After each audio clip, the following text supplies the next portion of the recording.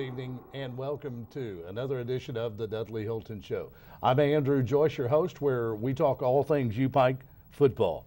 Now talking with Coach Dudley Hilton in his third season as head coach of the University of Pikeville Bears, retired as Kentucky's all-time winningest coach in high school football, 3 state championships. He proudly wears the rings of Bell County and Bourbon County, and the University of Pikeville program off to its best start since 2005, 3-0, and now in the top 25 nationally. Ladies and gentlemen, he is our coach, Dudley Hilton. Coach, 3-0, you have to feel good. Oh yeah, it was a great trip to Florida, and it sure was a great trip coming back too. You know, I'd hate to go down there and got beat and been a long trip coming back, but that made it a lot shorter and made a good trip for us. Your team faced some adversity, jumped out to a big lead on Edward Waters College, and hot day, humid day, lightning delay, and an icing of the kicker before you go to overtime. But your team overcame some things. Edward Waters rallying, and your team was able to overcome that. Well, I'd hate to take the team I inherited about 2 years ago or 3 years ago down there. That's for sure. So, because we took some older guys, and they handled things well. The heat, that's something that I feel a little bad about, because we practiced in the morning and we wasn't really what you'd say good used to it, and the morning practice kind of hurt us a little bit of playing this certain game at 2 o'clock. But we was hoping by this time of year it would be cooled down, but probably the hottest Saturday of the year, and but we overcome it, and we had some cramps going on late in the game, but on the whole, I thought we was in pretty good condition. Just some things are out of your control, Andrew, when it's 100 degrees and no air stirring, and but on the whole, our kids held up well. You talk about cramps, and 3 weeks into the season now, you've got some guys banged up. It's a physical game, but 3 weeks in, what's the injury report around the U-Pike team? Well, we got a few little naggings, but on the whole, we're in good shape. Winning helps you get over your injuries pretty quick. If we was 0-3, I'm sure we'd have a lot more. And but our kids feel pressure of playing, and they know that if they miss a practice or miss a game, somebody's going to take their place, because we got pretty good depth for a change, and that helps us. And but our injuries, as far as I know, knock on wood, everything's still good. Got a couple little nagging things, but other than that, I feel like everybody will be right there Saturday afternoon. Obviously, a win makes everything go more smoothly. It's a better ride back. But I asked you the question last week before the first real road trip of the year with this particular team, how you thought your team might respond, not just on the field, but off the field. This Bears team, is this a mature group? Oh yeah, we couldn't have gone there with water and played under the situation they played. They played on very hostile grounds. The football field wasn't a great field, but it was pretty good. But it was grass, something we wasn't used to. Sure. Edward Water had a big time band that was took control of the whole stadium, in my opinion, because you couldn't hear yourself do anything. It was a very loud band. They had a lot of fun up in the stand while we was trying to call plays in. We was fussing more at the band than we was playing, because they were playing when they really wasn't supposed to be playing, but Sure. They were still playing, and but just some things. But we got a real good called game. The people that the referees handled the game. I had my first lady that she refereed the game. She did a great job, and but on the whole, very good refereeing game. But just being their first home game of the season, they was very excited. They went on 2 pretty good long road trips, and they got to come home on their field the first game, and they were ready for us. And Sure. They knew just in the past who Pikeville was, and they knew they had a chance to win this football game. And they played like they was the best team out there, because they played hard, and we really had to overcome all that. And I don't think our kids realized that they wasn't just an 0-2 team. They was a hungry 0-2 team. Sure. And I think after a while we finally realized that. Had your first female official. Yeah. And that's something that I would imagine you look at differently than many coaches would, because you have a daughter who also puts on the stripes. Yeah, she's a basketball referee. She's done it for years, and she had the state championship game, the finals, for 2 years in a row. Sure. And you talk about making you nervous. They can make you nervous, but no, she handled our sideline. I told her at the game she handled our sideline better than anybody I've seen since I've been coaching, and she done a great job. Sure. And Dudley Hilton, you're 3-0, ranked in the top 25 nationally. Is this something that you look at as coaches, as a program, as one of the goals to be in that classification? Well, I think it's important, but I think at our stage of our coaching, our coaching staff and everything, we're just trying to prepare our team to win the next game, and I think that's right now that's what we're setting our goal on, and we got Lindsey Wilson this coming weekend, and that's who we're just talking about. We're sitting here talking about top 25. We're sitting here talking about, you know, a player of the week or the player of this and who got these tackles and who got these yards.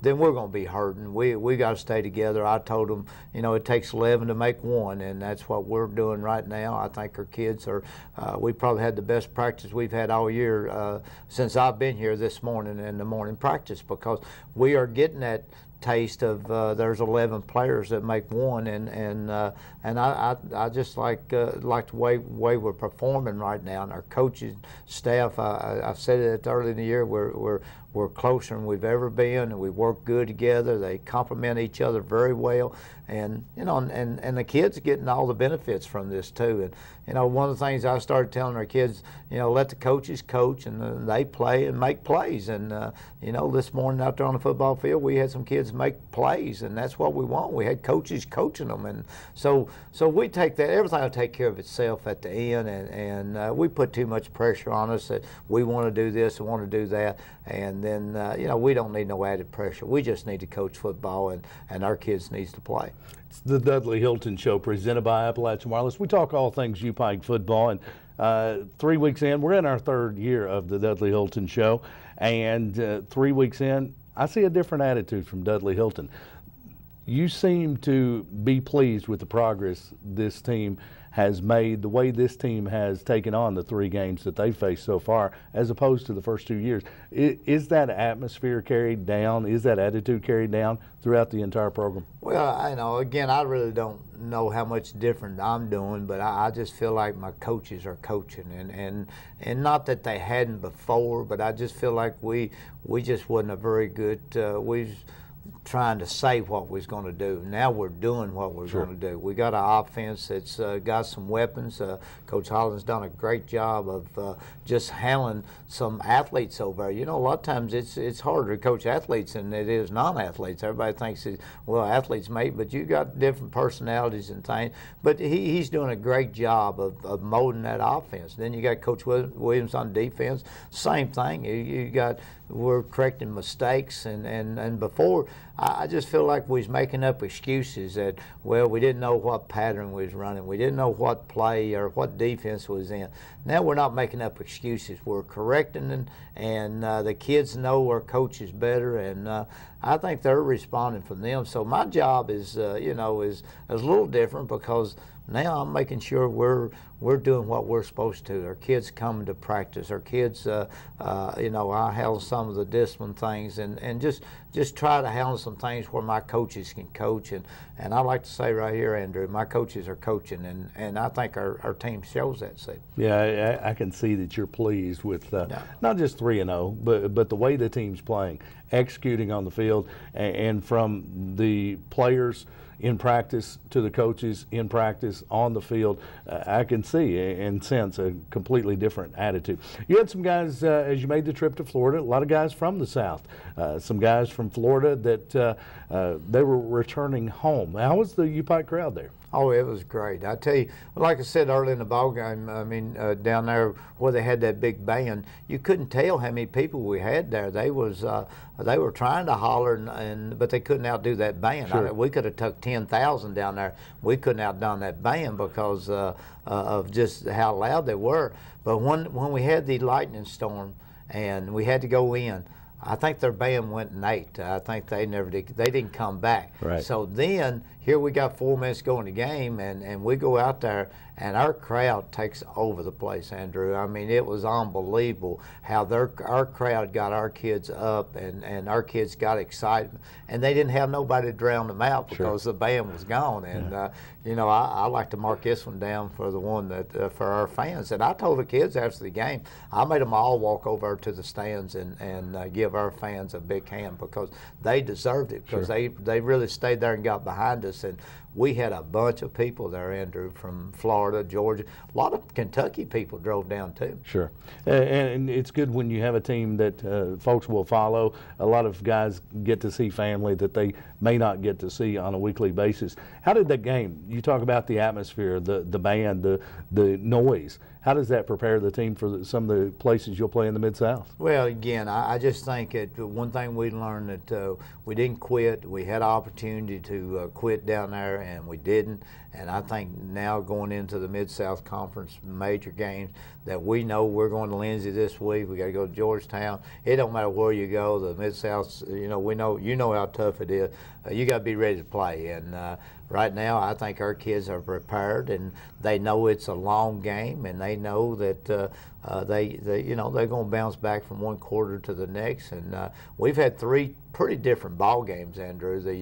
The Moorhead game was a good, solid game, no mistakes. Offense took care of business. The defense went out there and took care of what they needed to. And then the Bluefield game was kind of a little lopsided score, but they, it's still a different type of game. Then last week it was one that we jumped on quick and got ahead, but then we had some problems, and again, that's what you want. You didn't want 3 blowouts. You want to be in some pressure situations, and I thought we handled everything well. Back in the Mid-South Conference East Division this week, traveling to Columbia to take on Lindsey Wilson College. We'll talk about that game coming up in just a little bit. We'll get a scouting report on Lindsey, also ranked in the top 25 in the country.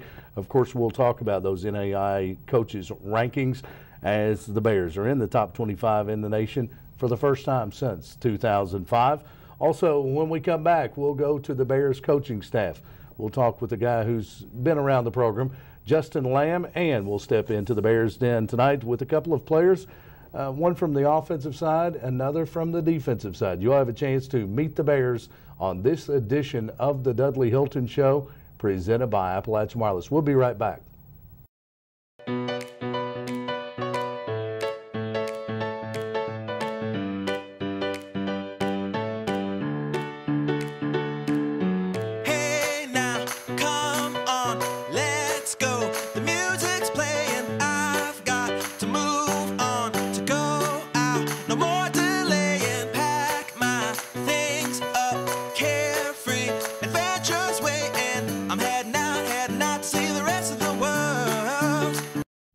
Welcome back in the Dudley Hilton Show, presented by Appalachian Wireless.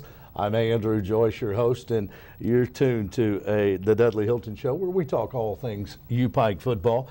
Joined now by wide receivers coach Justin Lamb. He's a guy that we've seen grow up on the high school field, also moving on to the Pikeville College field as well. One of those guys with hands that just were amazing.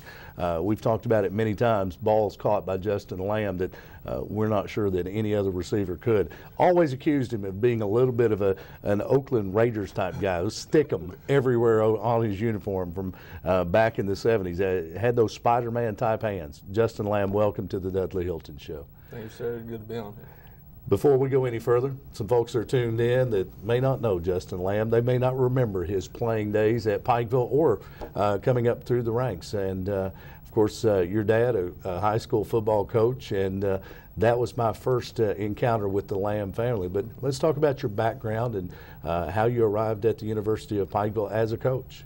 I grew up in Pike County. Like you said, Dad was a coach, so we were here up until about my 8th grade year. Moved to Perry Central, played there, finished at Breathitt County, came to Pikeville, and now staying on coaching. So pretty good coaching legacy. You came through Perry Central, had some good teams there. Breathitt County, we all know the history there. And I've heard Dudley Hilton say one time one of the best places he ever encountered was Breathitt County, and Jan will certainly agree with that.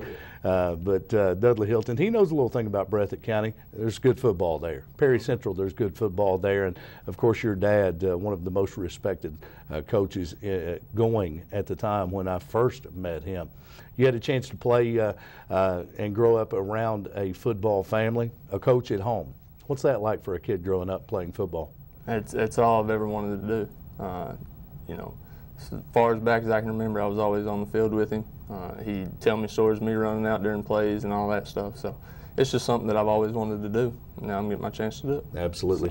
So. Wide receivers coach, and you've got some guys that can catch the football. Yes. Justin Lamb, let's talk about your receiving core, because you've got a lot of depth out there. Let's talk about some of those guys that you rely on. First off, my two seniors, Jordan Amos, which he's been a major part of our football program. 3-year or 4-year starter for the most part. Does everything. Can't ask for a better kid. Does everything on the field and off the field. He's broke all my records. I give him a hard time about it, but you know, sure. I'm glad to see he's another local guy that has done really well for himself. And then Jeremy Hill came in last year, and he's been a big, major impact for our team. I hate to lose both of them, but like you said, we've got a lot of depth, got a lot of younger guys. Shantez Johnson coming off of that injury from last year, he's came along real quick. We didn't expect him to be at the level he's at this quick. So. Having him is a big part of it. And then new Keisha Richardson that just transferred in. Most speed that I've seen probably in 8 or 9 years here at Pikeville. When he wants to do whatever he wants to do, he can do it. And then you just don't see that in guys in our league. And he's one that, you know, we were a big time pickup that we were glad that we got. Sure. So, and then just some new guys in Quay Mack, and he came in the spring. He's more of like an Amos type kid. He's a little bit taller, just as quick, got just as good as hands. Be just a true freshman for us. So that's going to help us down the road. Sure. And then a kid that we had a redshirt this year, Brennan Hester. He came on big for us in the summer. Actually, going into it, that we kind of was iffy, but. He showed us a lot of things during the summer, and he's going to be a big, major part for us come next year. So, you talk about Jordan Amos breaking some of your records. Is he a player that when you see him on the field that reminds you of yourself? Because some might have said a little undersized, maybe not with the 40 time that you would want out of a wide out, but a guy that just overachieves. He catches balls others won't catch. He gets open in situations that you wouldn't expect him to get open. That's how Jordan Amos reminds me of Justin Lamb. He knows, he's got a knack for the football. Sure. He knows where it's going to be, and only difference is he's got about 2 steps on me. He can get there a little bit easier than I could. But you know, it's just something. He's always going to be where he's supposed to be to catch a football. And some things you can't teach, and that's one of them. He's just got that knack. He can go and get it. You'll think no chance he'll ever get to it, but he can. It's just something that he's good at. He can do. Absolutely. This team's now 3-0, developing depth. We've talked about attitude around the program, and you've been around the program for several years. You've seen changes in leadership. You've seen changes in personnel, and you've seen records that coaches aren't pleased with. Now you're 3-0 to get things started. Obviously, this team's not where you want it to be just yet, but you've got a 3-0 start. How can you explain the change in attitude around the program? It's just a different mentality. Before, I feel like it was, you know, how many games can we win this year? You know, can we win 4, 5, 6? It's like now, you know, they expect to win. Sure. They're putting in everything.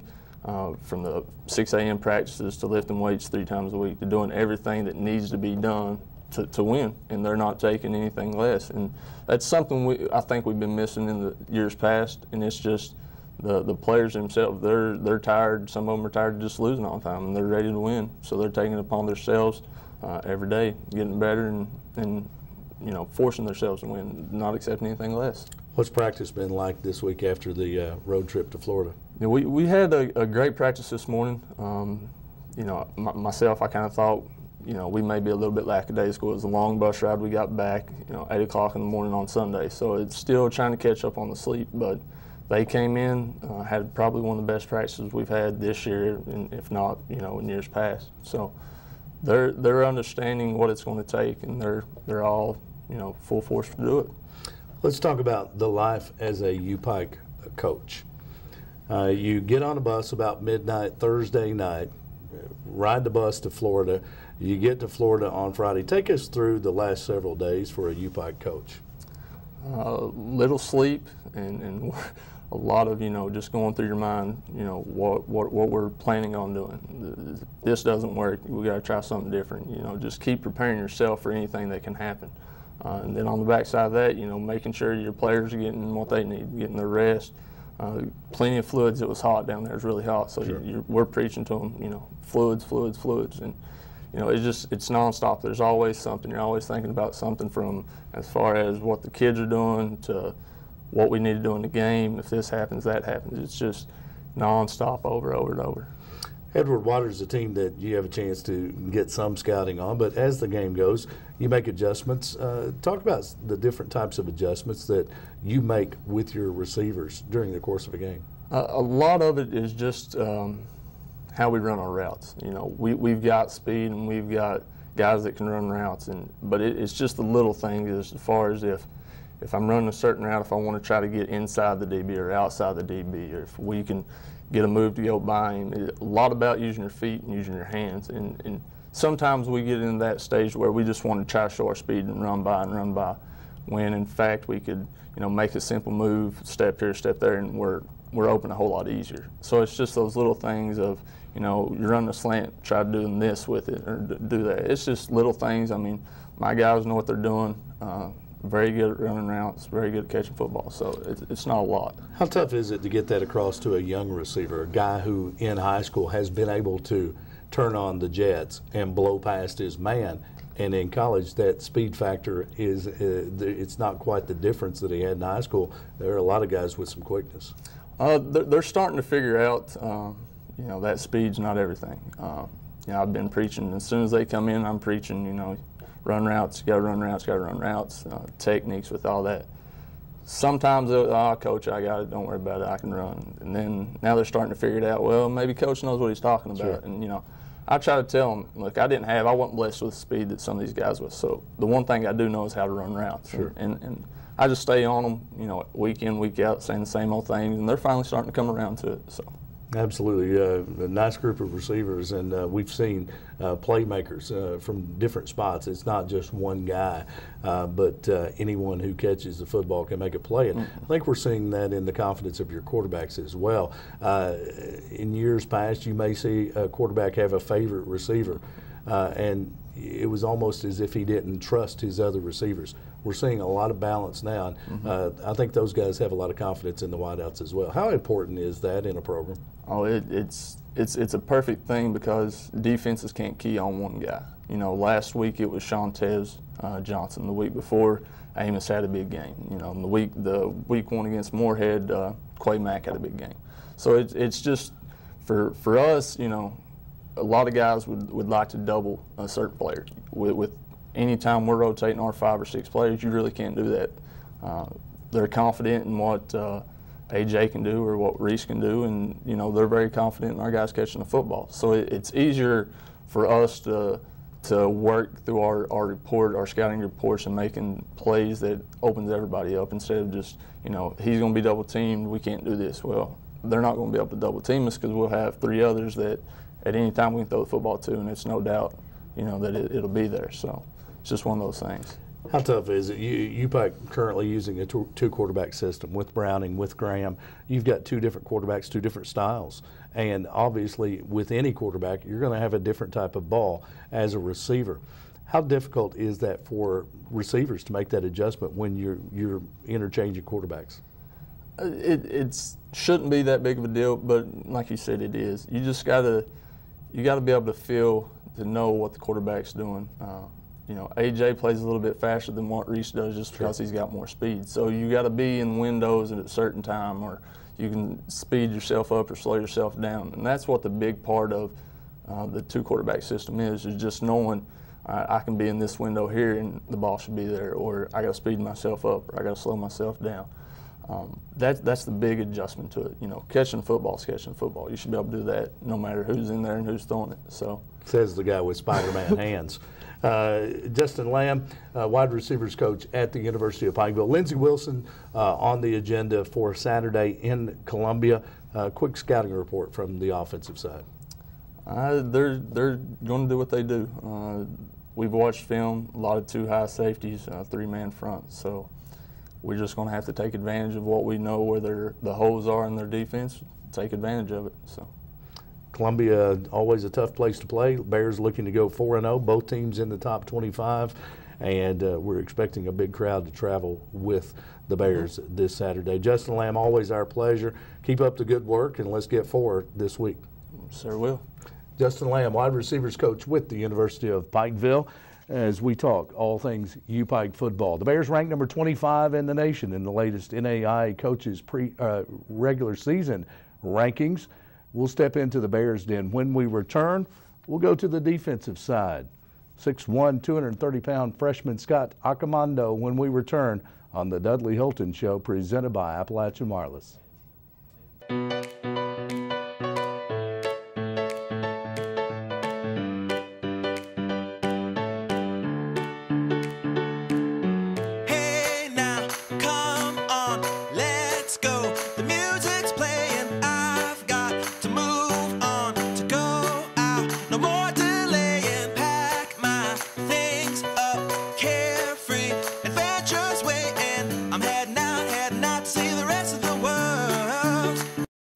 Welcome back in the Dudley Hilton Show, presented by Appalachian Wireless. I'm Andrew Joyce, your host, where we talk all things U-Pike football.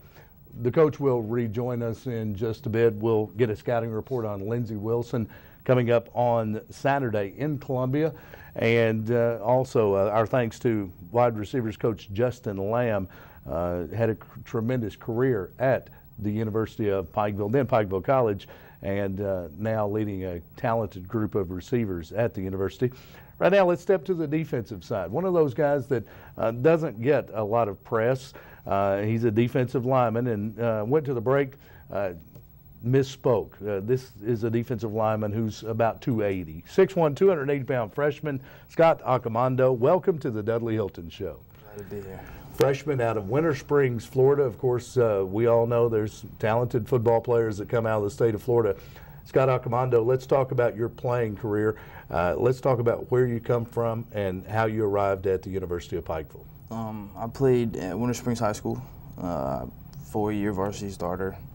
Just played there and eventually just came here. I mean, had some coaches came down. You know, he's not here anymore, Dane Brown, but right. He recruited me and came here, and now I'm here.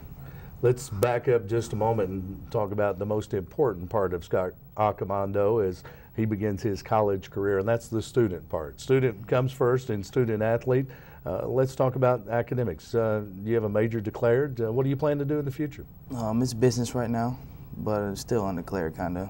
Trying to own a business probably in the near future, but all right. Yes, sir. Also a two-sport athlete in Florida, not just a football guy, but a wrestler, and a very good wrestler. What we understand, #1 ranked heavyweight in wrestling your senior year at Winter Springs. How did you enter the field of wrestling along with football? It started off, my head coach of football said, probably a good idea, because the defensive line was like a standpoint, as wrestling is perfect, especially at heavyweight. It's all movement and body weight, and all that kind of stuff. So it worked out perfectly, and I was good at it, so I kept doing it. Sounds like you were very good at it. Yes, #1 ranked heavyweight in Florida during that senior season. Let's talk about your football playing career. When did Scott Accomando first put on the pads? When did you decide that football was something that you wanted to do in the future? I've always loved it since I was a little kid. 12 years old is when I first put my helmet on, and after that, loved it ever since. Always a big guy? Yeah. So you've always been in the trenches? Always. Never had a chance to carry the football? Never in my life. Never. We'll talk with some of these guys. I wish you could. Before you finish up that career here at UPike, I can see you running a fullback. Me too. I wish I could. He agreed with me. There you go. Imagine that. A guy in the trenches agrees that he should be carrying the football. Played nose guard here at the University of Pikeville, 14 tackles through 3 games, 2.5 for a loss, and this team off to a 3-0 start. Scott Accomando, what's the biggest difference for you? The biggest adjustment is in college football as opposed to playing high school football. What's been the biggest adjustment? I would say the speed. The speed would probably be the biggest. You know, it takes a little bit to get used to, but once you get used to it, it's just like playing in high school, kind of, you know. As soon as you get used to it, just like playing football. And everyone good size. Everyone has been in the weight room. Yes, I would imagine high school you didn't encounter a lot of small guys, but occasionally somebody who maybe didn't spend as much time in the weight room as they should have. College football, every time out, you're challenged. Yeah, always. Nose guard, let's talk about your defensive unit. I know gave up some points against Edward Waters College, but a very talented team, a lot of quickness, a lot of speed. Let's talk about some of the defensive goals that your unit will put up on a board as you talk about when you're looking at a scouting report for your next opponent. Before every game, we have this list that we at least have to meet at least half of them. There's 10, and Ed Waters we only met 2, but we're reaching our goals to meet at least 10, you know, at every game. So a work in progress. Yes, sir. How different has Coach Brian Williams been than some of the defensive coaches you played for growing up? He's probably the best coordinator I played for, at least. You know, he knows what he's talking about, knows what he does, knows what, you know, the plays need to be. And he's just probably the best coach I've played for. Who's the most influential person in Scott Accomando's football life? Oof, probably my dad. Yeah? Have to be my dad, yeah. Tell us about it. Just always there, you know, there for me, watching the games, talking to me after, you know, just getting me ready for games. Probably my dad, yeah. Always the support. Yeah. Always the support system. It's good to have. Since arriving at the University of Pikeville, well, let's back up and say when you arrived at the University of Pikeville. I want to hear Scott Accomando's story. Recruited while at Winter Springs, Florida. Yes, sir. When did you make your first trip to the University of Pikeville campus? Last year. It was August. I came in August 3rd before camp, and I was projected to be a red shirt, so I came in just, you know, trying to play. Sure. And, you know, I got excited, fell in love with it. I like Pikeville, so I'm pretty sure I'll stay. So your first impression of Pikeville was this place is going to be all right? Yes, yes, sir. A little different than Florida. A lot different. How was your first winter in Kentucky? Oh, I have a lot of family in Michigan, so I'm used to the winter. Okay. But it was definitely different, obviously, yeah. Let's talk about the trip to Edward Waters College in Jacksonville on Saturday. A little bit of a homecoming for you. Maybe not all the way home, but at least close to home when you crossed that state line into the Sunshine State. It felt good, felt really good. Got to see my family. I had a lot of family members come. That's always good when you go home and, you know, play in front of your family again. But, you know, definitely it was really good playing in the sunshine. Felt really good, you know. But it was definitely a good game. Congratulations on the 3-0 start. From a player's perspective, what's the atmosphere around this team with the 3-0 start, with a top 25 ranking? Definitely the mindset of keep winning, you know. We're not looking to lose. You know, I had to say it like that, but we're going to win, and that's just what we are. We refuse to lose. I think it's perfectly okay to say it like that, refuse to lose, yes, sir. And not accept defeat. I think it's a great attitude. Scott Accomando, he's been a great addition to the UPike defensive unit, 6'1", 285-pound freshman out of Winter Springs, Florida. He wears number 92, and you'll see him anchoring that defensive line. Scott, best of luck this week against Lindsey Wilson and the rest of the year. It's been our pleasure to have you. Thank you. Scott Accomando from the defensive line. He's one of the big guys, and you'll hear his name. Makes quite a few tackles on that defensive side. When we come back on the Dudley Hilton Show, we'll go to the offensive side. Quarterback, 6'5", 215-pound junior out of Florida, A.J. Graham next. The Dudley Hilton Show, presented by Appalachian Wireless.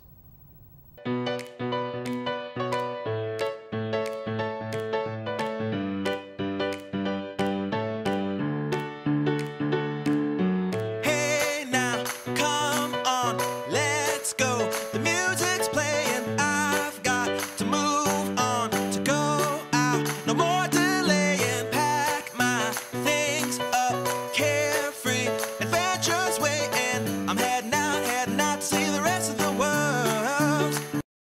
Welcome back to the Dudley Hilton Show, presented by Appalachian Wireless.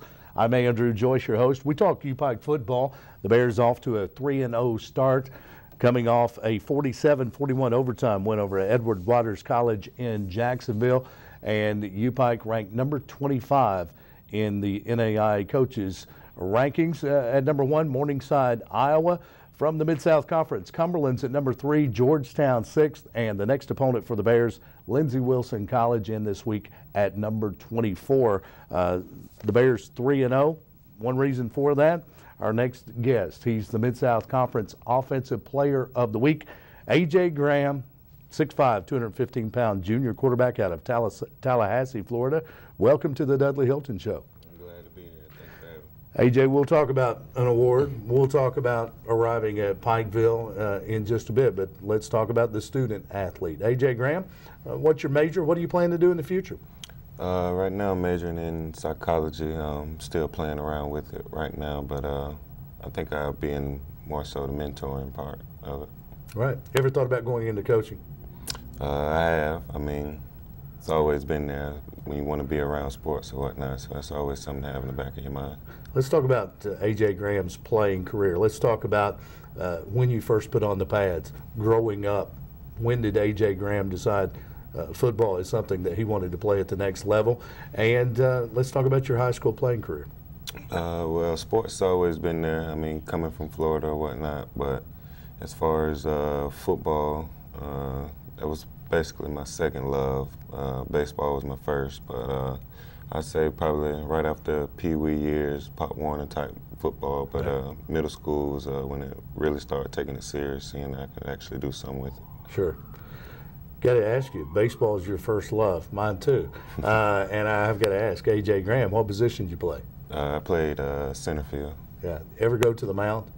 I was in my younger days. Started to take it off after seeing start wearing down my arm a little bit. I've seen A.J. Graham throw a football, so I can see you on the mound, very imposing to an opposing batter. A.J. Graham, high school football. Where did you play? Amos P. Gobby. Yeah, and successful high school career, obviously. 2008 Florida Mr. Football. Let's talk about that state championship game that you played in. It was a little rough one for us. Came out a little flat, but started to pick it up as the game went on. I mean, of course, every game you're going to have adversity. We made it through, but came up a little bit short in overtime as far as extra points and whatnot. But both teams played hard, and it was a great experience for me. Godby High School, you threw for nearly 3,900 yards and 38 touchdowns as a senior before being named Florida's Mr. Football. Where does A.J. Graham land after high school? I landed at Marshall. It gave me an opportunity to further my playing career there and be a part of their program, and it was a great opportunity for me up there as well. Sure. How did you arrive at the University of Pikeville? Coach Holland, he stayed on me. I'd say from the moment it came up short up there, like I said, he's just always been in my corner and let me know he'd be there for me if he needed me, and just wanted to talk, sit down and talk. We could do that, and like I said, I just wanted to show my appreciation back to him. What does it mean to a player being recruited by an offensive coordinator who has played the position and has played the position on a Division I level when that guy sits down to talk about coming to play for him? It's always great. Coach Holland, he's a young coach at that, and sure. Always he has great motor. I mean, goes out every day, wants you to work hard, and just wants you to be successful and do things the right way, and that's for all the coaches. But I mean, as far as him just being there, like I said, I just been there, staying on me, and I mean, that goes to show you in the long run. A.J. Graham, last night the Mid-South Conference announced its Offensive Player of the Week. You're coming off a win at Edward Waters College, where you threw for 285 yards, 3 touchdowns, ran for 2 more, and have completed 64% of your passes on the season. What does that honor mean to A.J. Graham? Right now it's telling me that I need to keep working. I mean, as far as us and the whole team, I mean, everybody's humble. We know that what we can accomplish, and we know the goal that we set out for ourselves, and we know what it does. I mean, we know what it has to be done to reach that goal. But as far as me, I'm just right there willing them in, firing them up as much as I can, and just going out each day getting better. Talk about Coach Al Holland having a motor. What we've seen out of a couple of games from A.J. Graham is this guy's got a motor. Talked to earlier with wide receivers coach Justin Lamb. Let's talk about your wideouts because obviously, as we mentioned, two quarterback system thus far. We've seen that the receivers seem to have a great deal of confidence in both you and Reese Browning. What does it mean, and how tough is it for a quarterback to develop that confidence in all of his receivers? I mean, well, it's not really tough at all. I mean, that's what we put in work all off season for. As far as the summer, I mean, I was here all summer with a couple of the receivers. A couple of guys came up early. We were just putting in that work, putting in that time, and just developing that chemistry, I guess you could say. But as far as that, pretty talented group of receivers. Oh yeah, I mean, as far as getting into the game and just being able to get a ball 5-yard route and let them turn it into probably 80 or more, I mean, it's just undescribable feeling. Yeah, you've got a great group of receivers out there. A.J. Graham, 5 touchdowns against Edward Waters, Mid-South Conference Offensive Player of the Week. What can we expect this week against Lindsey Wilson? This week, I mean, expect the same thing, going out, high intensity, everybody's flying around. Just want to make sure that we go out and make plays and don't leave any on the field. Have we seen the best of A.J. Graham yet? Ooh, I hope not. I mean, I hope it keeps coming. We do too, and we've been pleased, extremely pleased with your play here after arriving at the University of Pikeville. We look forward to many other great highlights. We've seen some. We want to see many more. Most of all, we want to see win number 4 this Saturday against Lindsey Wilson. Yes, sir. Best of luck, A.J. Graham, against Lindsey and the rest of the season. We look for an outstanding career. He wears number 5, 6'5", 215-pound junior quarterback out of Tallahassee, Florida. He is A.J. Graham, and he's our guest on the Dudley Hilton Show. When we come back, we'll talk with the coach, Dudley Hilton, when we return. It's presented by Appalachian Wireless.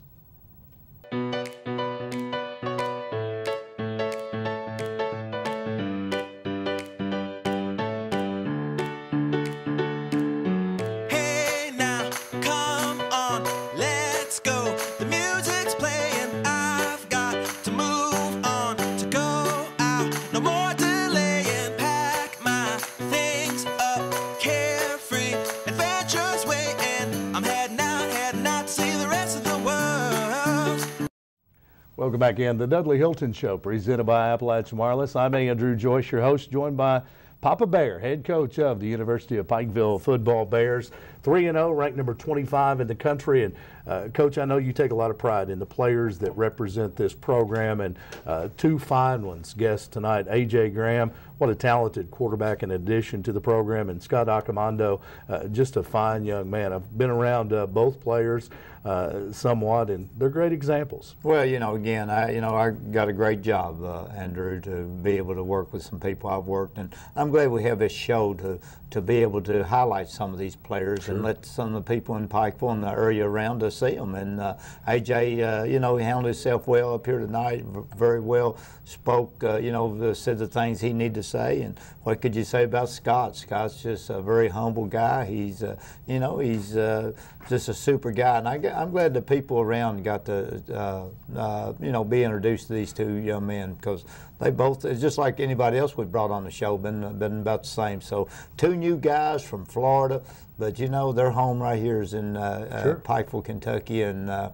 going to U-Pike College and University, and just proud of it, you know. Absolutely. No offense, but I've got to tell you, talking to the players, it's one of my favorite parts of the show, because we get to see them behind the helmets. And I think the folks that are tuned in are able to do that too. They get a different perspective that these are students. These are guys that are in class every day, and they're not just a football player. And I think sometimes they lose sight of that when they don't get to meet the players out of uniform and a chance to see them in this type of setting. I think it's good for the folks that are tuned in. And again, great examples. Give us a lot of positive things and listen to their and just learn a little bit about their families and where they're from and how they got here. And y'all do a great job. I enjoy it myself. I tell you, I'm a fan when it comes to watching y'all talk about their high school days and everything. So absolutely. Great show. 3-0, 25th in the country. Lindsey Wilson, 24th in the country. What can you tell us about the Blue Raiders? Well, we've been very competitive against them the last 2 years. I feel like the first year we definitely should have beat them. Last year they had a, it was a good ball game, and they come up and beat us. But this year, we're a little bit more mature. Got a lot of kids coming back, and again, they're off to a great start. They do a great job.